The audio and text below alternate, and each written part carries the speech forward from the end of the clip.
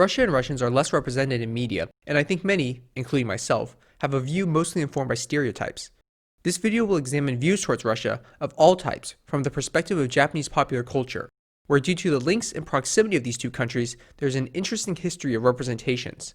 By looking at Russian characters in anime through different eras, we can trace political and cultural contexts that might explain why these images were created in their times. Our first anime examples come from the Cold War, which placed Japan and Russia on opposing sides. There are, of course, Russian characters in anime set in World War II and before. I will return to these later because they resemble a view of Russia more in the times they were created than in the times that they are about. For now, we will continue with an episode of Lupin III, second series, originally airing in 1978. My gratitude goes out to Maria Sekirskaya, who compiled a list of Russian characters in an article available in the video description. I certainly would not have known about these older examples otherwise. Episode 58 takes place in Moscow and shows two clashing forms of Russia right in the opening scene. A performance of Swan Lake provides the musical score to a man being thrown out of the concert hall by two gun-wielding Soviet policemen. For all their political differences, the Japanese have long admired Russian art in literature and music, but here we see, symbolically, politics interfere with the ability to enjoy these cultural treasures. The stereotyped physical beauty of the Russian people is then embodied in the ballet's principal dancer, Monica, who has the requisite blonde hair and fair skin. In the harsh security state of Soviet Russia, she is a glimmer of warmth, rescuing Jigen and helping him escape from the country.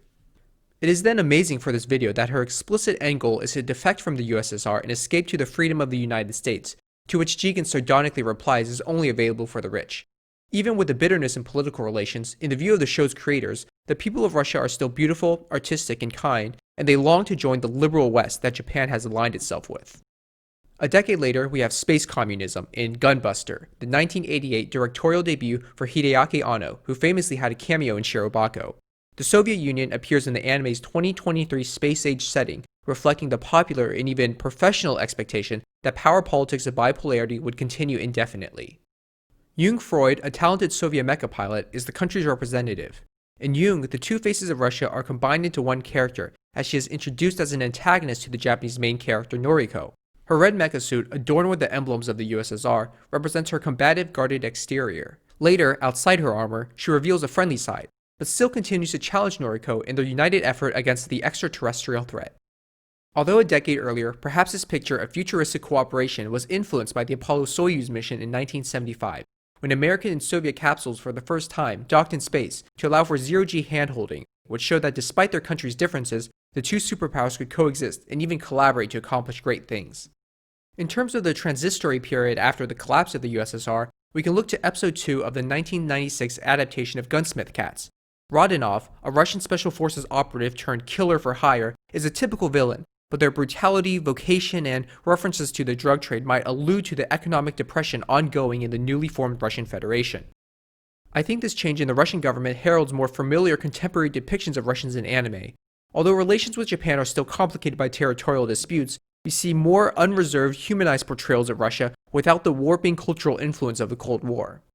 Another factor in the softening of perceptions is increased immigration, caused in part by the aforementioned economic turmoil in Russia.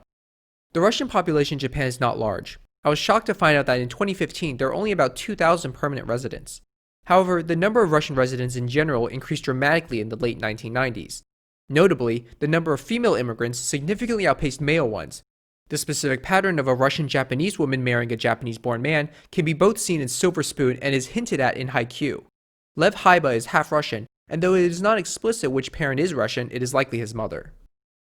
Diversity of portrayals reflecting increased diversity in populations can also be seen in Durarara with Simon Brezhnev, a Russian-born black man who wishes to share and innovate upon the cuisine of his home country.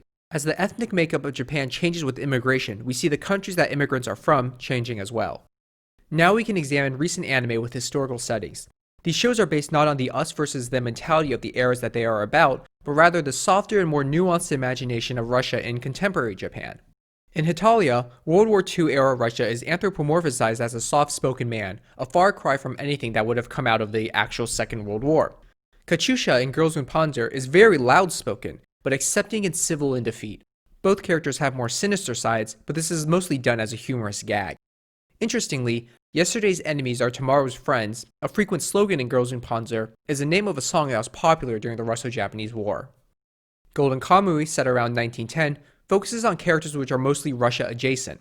it reflects a modern understanding of history as complicated and comprised of individual actors with varied motivations and points of view, instead of presenting the involved factions as monolithic. In doing so, the anime is able to explore a fascinating set of characters and do the important work of casting light on stories that have often been neglected, not just of the Russo-Japanese War, but importantly also those of indigenous people. If you want to hear more about the history of Golden Kamuy, I have a link to an older video just on that topic on the top right of this video.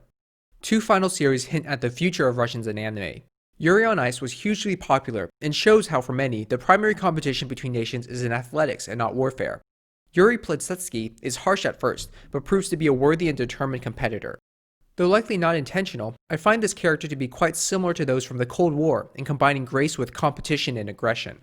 Meanwhile, Victor is a character that certainly could not have come from that era, as he is exceedingly warm and supportive, taking an interest not just in Yuri the protagonist, but also in Japanese culture. The fact that he becomes Yuri's mentor and of course romantic partner can symbolize just how far the two countries have come, both in their relations and as separates. Finally, of course, Victor and Yuri P both have in spades the dashing beauty that has been continuously associated with Russians. What comes in the future?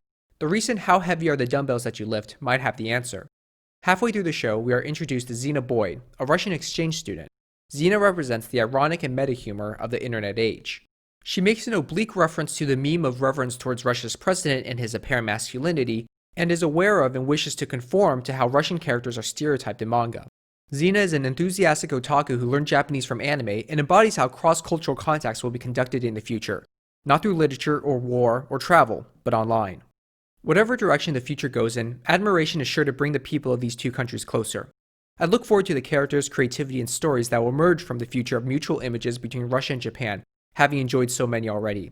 I hope I've helped you achieve a similar enthusiasm for these images and a better understanding of them. Thank you.